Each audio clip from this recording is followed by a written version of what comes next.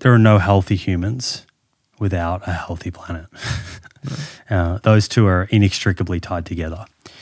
And we have turned Earth into a farm. And with that has come great deforestation, destruction, loss of biodiversity.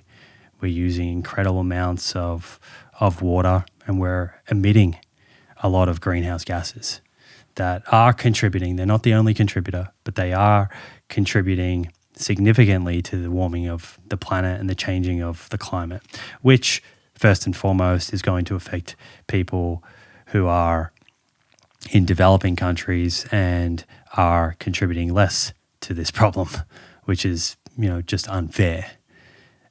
The problems with the current food system largely center around the way we're producing food and the type of food that people are eating. We mentioned before that animal foods are very inefficient to produce.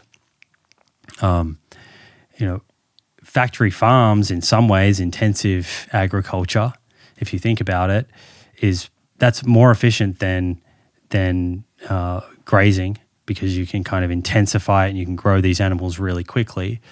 But at the same time, where's the food coming from? You have to tear down a lot of forests and grow a lot of crops that are fed into that system.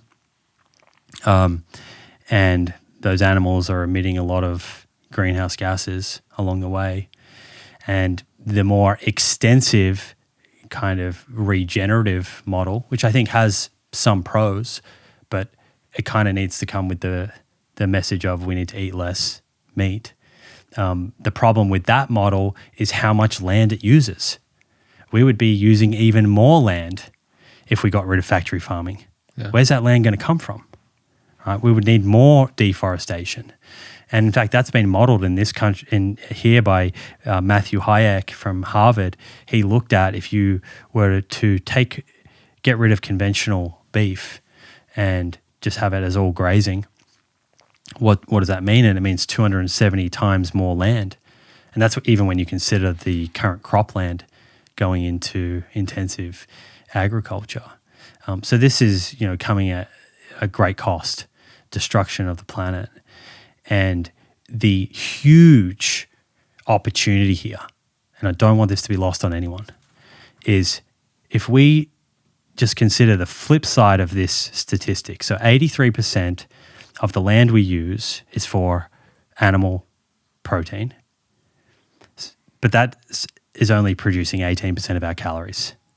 The flip side of that means a very small amount of land is being used for plant food agriculture directly for human consumption, but it's providing a huge amount of calories. And what that means is if we shift globally to more plant-rich diets, like what the Eat Lancet Planetary Health Diet that came out in 2021, somewhere in COVID. COVID has made things a bit blurry. If we shift towards that dietary pattern, then we free up an enormous amount of land that can be rewilded, reforested, restored, which we know is absolutely the best way to bring back biodiversity, to sequester carbon. And people may think, well, that's a little bit fantasy. How are we going to get farmers on board that? And I agree. I don't think this is about hanging farmers out to dry. Farmers are part of the solution. People that own land, they're just doing the best that they can. So how do we fix this problem?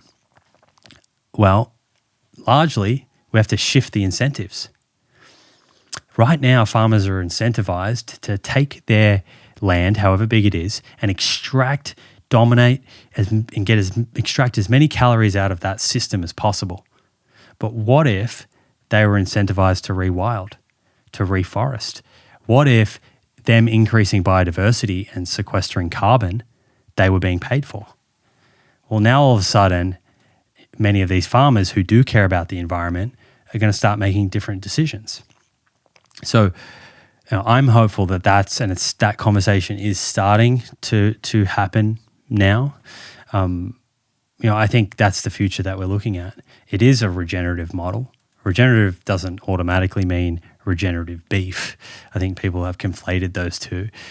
Regenerative just means, thinking more about like biodynamic and polycropping and less monocropping. I think that's hopefully the future that we move to, is using less land to create more calories, and in doing so, rewilding the planet and turning things around, right? Because as you said, that future humans, they're relying upon this. What kind of intelligent species destroys their own host? It's not a very intelligent thing to do.